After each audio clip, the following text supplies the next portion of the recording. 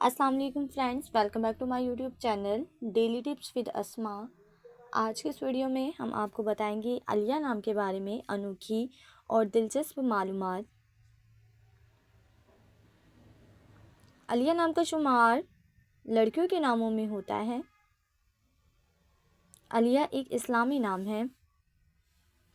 आलिया नाम की इब्तदाई तारीख अरबी ज़ुबान से निकलती है।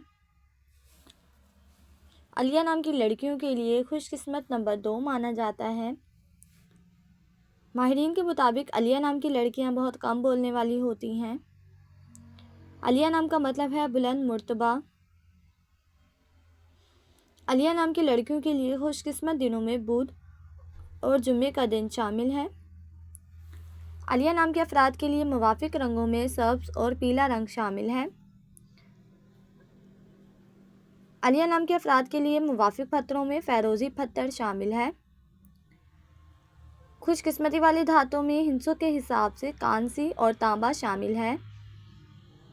फ्रेंड्स, अगर आप अपने नाम का मतलब जानना चाहते हैं तो कमेंट बॉक्स में अपना नाम लिखें। इंशाल्लाह हम आपके नाम की वीडियो ज़रूर बनाएंगे।